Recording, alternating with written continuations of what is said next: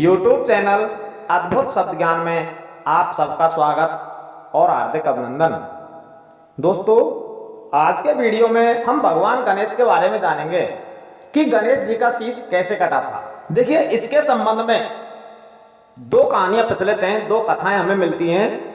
एक तो है ब्रह्मवैवर्त पुराण में और दूसरी है स्कंद पुराण में। ब्रह्मवैवर्त पुराण में जो कथा है उसके अनुसार गणेश जी का जन्म माता पार्वती द्वारा पुण्य व्रत करने के बाद हुआ था, और दूसरी जो कथा है स्कंद पुराण में, उसके अनुसार माता पार्वती ने अपनी सखी जया और विजया के कहने पर गणेश जी की उत्पत्ति अपने मैल या ओपटन से की थी। इसी तरह उनके मस्तक कटने या भस्म होने के संबंध में भी दो कथाएं मिलती हैं। स्कंद पुराण की जो कथा है उसमें तो जब माता पार्वती ने गणेश जी की उत्पत्ति की और एक बार स्नान के दौरान माता पार्वती ने गणेश जी को अपने स्नान स्थल के बाहर तैनात कर दिया और आदेश दे दिया कि जब तक मैं स्नान ना कर लूं तब तक अंदर कोई भी प्रवेश ना करने पाए।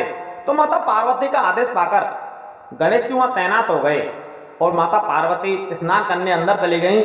तो कुछ ही देर बाद वहां पर भगवान भोलेनाथ आ गए और माता पार्वती से मिलने जाने लगे। तो गणेश जी ने उन्हें रोक लिया, क्योंकि उनको तो उनकी माता का आदेश था कि कोई अंदर ना आए। जब भगवान भोलेनाथ जबरदस्ती अंदर जाने लगे तो भगवान शिव और गणेश जी के बीच में युद्ध हो गया, और इस युद्ध में क्रोधवश भगवान शिव ने गणेश जी का शीश काट दिया। जब माता पार्वती को पता चला कि उनके पुत्र का शीश काटा जा चुका है तो एकदम से क्रोधित हो गई, और उनके क्रोध को शांत करने के लिए भगवान शिव ने एक हाथी के बच्चे का शीश बालक गणेश के शीश पर लगा दिया और वो जीवित हो गए। दूसरी कथा के अनुसार शनि की दृष्टि पड़ने से किस प्रकार से गणेश जी का शीश कटा था वो जानते हैं, और यह कथा ब्रह्मवैवर्त पुराण में दी हुई है। ब्रह्मवैवर्त पुराण के अनुसार माता पार्वती ने पुत्र प्राप्ति के लिए पुण्यक नामक व्रत किया था, जिसके फलस्वरूप भगवान विष्णु ने स्वयं माता पार्वती के पुत्र के रूप में जन्म लिया था। जन्म के पश्चात सभी देवी देवता शिव पार्वती को बधाई देने और बालक गणेश को आशीर्वाद देने के लिए कैलाश पर्वत पर उपस्थित हुए। उन सभी देवी देवताओं में शनिदेव भी आए हुए थे। जब सभी देवी देवता गणेश जी का दर्शन करके उन्हें आशीर्वाद दे रहे थे तो शनिदेव सबसे पीछे अपना सिर नीचा किए खड़े थे। जब माता पार्वती ने देखा कि शनिदेव उनके पुत्र की ओर नहीं देख रहे हैं तो उन्हें लगा कि यह तो मेरे पुत्र का अपमान है। माता पार्वती ने शनिदेव द्वारा अपने पुत्र की ओर ना देखा जाना उनका अपमान समझ लिया, क्योंकि माता पार्वती को शनिदेव के लिए मिले हुए उस श्राप के बारे में नहीं पता था, जिस कारण से शनिदेव उनके पुत्र की ओर नहीं देख रहे थे। दोस्तों, दरअसल इसके पीछे एक श्राप था जो शनिदेव को मिला हुआ था, उनकी पत्नी ने उनको दिया था। शनिदेव बचपन से ही भगवान विष्णु के परम भक्त थे और हमेशा उनकी भक्ति में लगे रहते थे। बड़े होने पर उनके पिता सूर्यदेव ने शनिदेव का विवाह चित्ररथ की पुत्री के साथ करवा दिया था। शनिदेव की पत्नी परम साध्वी और तेजस्विनी थी। एक दिन उनकी पत्नी पुत्र प्राप्ति की इच्छा लेकर उनके पास पहुंची, लेकिन प्रभु भक्ति में लीन होने के कारण शनिदेव ने उन पर कोई ध्यान नहीं दिया और ना ही उनकी तरफ देखा। तो इससे नाराज होकर शनिदेव की पत्नी ने उन्हें श्राप दिया कि जिस पर भी तुम्हारी दृष्टि पड़ेगी उसका सर्वनाश हो जाएगा। इसके बाद से ही शनिदेव हमेशा अपना शीश नीचे किए हुए चलते थे, जिससे कि किसी का अहित ना हो जाए, और इसी कारण से शनिदेव बालक गणेश की ओर नहीं देख रहे थे। परंतु जब माता पार्वती ने शनिदेव से बार बार कहा तो शनिदेव ने कहा कि हे माता, मेरा ना देखना ही अच्छा है। यही अच्छा होगा कि मैं आपके पुत्र की ओर ना देखूं।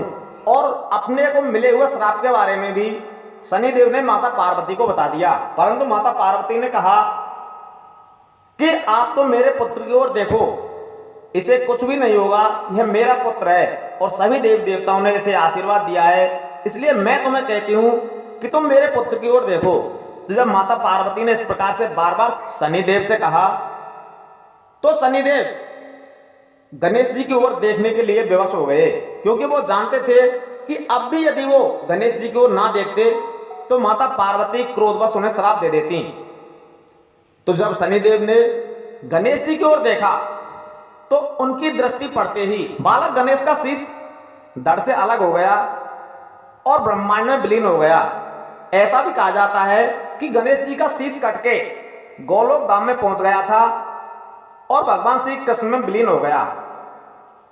जब गणेश जी का शीश कट गया तो यह देखकर माता पार्वती एकदम से बेहोश हो गई। तब माता पार्वती को इस आघात से बाहर निकालने और उनके क्रोध से बचने के लिए तत्काल ही भगवान विष्णु अपने वाहन गरुड़ पर सवार होकर उत्तर दिशा में पुष्पभद्रा नदी के तट पर गए। वहां उन्होंने एक हथनी को देखा जो अपने बालक की ओर पीठ किए हुए थी। यह भी कहा जाता है कि वहां उन्होंने देखा कि एक हथनी अपने नवजात शिशु को लेकर उत्तर दिशा में सिर करके सो रही थी। विष्णु भगवान ने शीघ्र ही सुदर्शन चक्र से नवजात गज शिशु का मस्तक काट लिया और वे उसे लेकर शिवलोक पहुंचे तथा माता पार्वती के बालक के धड़ पर लगाकर उसके प्राण वापस किए। बाद में जब माता पार्वती को होश आया तो उन्होंने शनिदेव को श्राप दे दिया, परंतु सभी देवी देवताओं ने शनि का पक्ष लेकर कहा कि इसमें इनकी कोई गलती नहीं है। आपको तो इन्होंने सारी बातें बता दी थी कि ये क्यों आपके बालक की ओर नहीं देख रहे हैं, किंतु आपकी जिद पूरी करने के लिए ही इन्होंने आपके पुत्र को देखा, अतः इसमें इनका कोई कसूर नहीं है। तब माता पार्वती ने शनिदेव को क्षमा कर दिया और श्राप को एक पैर की विकलता के रूप में परिवर्तित कर दिया और तभी से शनिदेव लंगड़े हो गए। और माता पार्वती ने शनिदेव को उस समय आशीर्वाद भी दिया था कि तुम सभी ग्रहों के स्वामी होगे।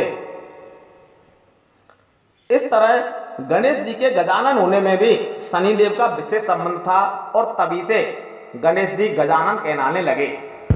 हमारा यह वीडियो यदि आपको पसंद आया हो तो इस वीडियो को ज्यादा से ज्यादा लाइक करें, शेयर करें और हमारे चैनल को सब्सक्राइब अवश्य कर लें। धन्यवाद।